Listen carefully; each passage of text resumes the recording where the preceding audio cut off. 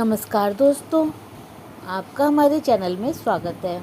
इस पक्षी में विचरण करती है पितरों की आत्मा, चखा था अमृत का स्वाद।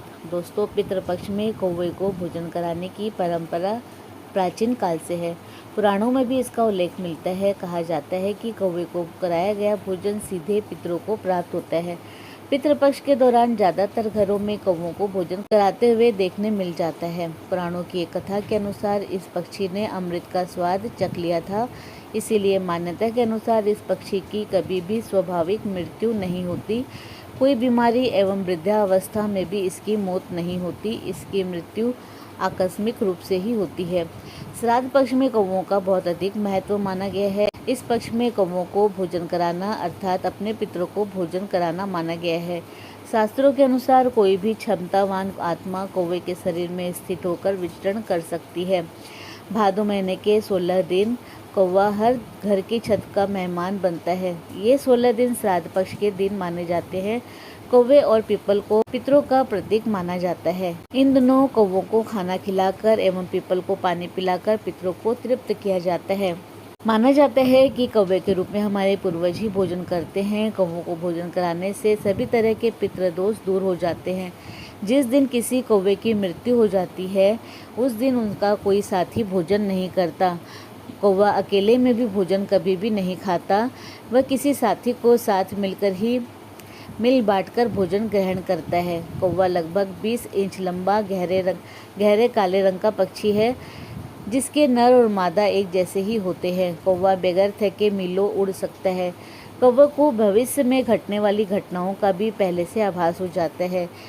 इसके अलावा ये भी मान्यताएं हैं कि शनि को प्रसन्न करना हो तो कौवों को भोजन कराना चाहिए। घर की मुंडेर पर कौवा बोले तो मेहमान जरूर आते हैं। कौवा घर की उत्तर दिशा में बोले तो माता लक्ष्मी का आगमन होता है। कौवों को भोजन कराने से अनिष्ट और शत्रु का नाश होता है। कौवे को संरक्षण देने के प्रति न केवल धार्मिक अवधारणा है बल्कि विज्ञान जगत ने भी इस पर गहन अध्ययन किया है, जिसके अनुसार कौवे और प्रकृति का तथा मानव जीवन का गहरा संबंध है। कौवा बरगद और पीपल के फल निगलता है।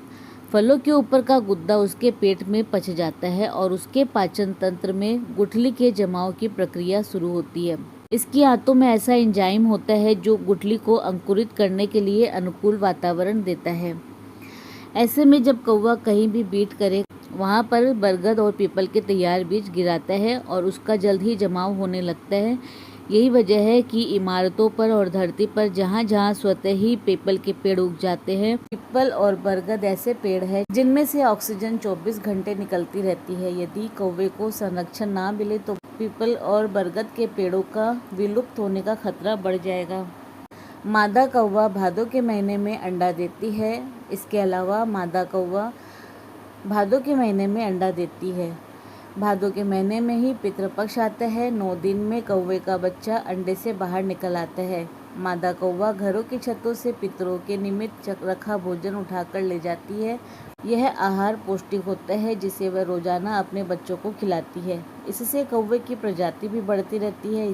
पीपल और बरगद के संरक्षण के लिए कौवों का जीवित रहना जरूरी है, इसीलिए कौवों का ग्रास निकाला जाता है।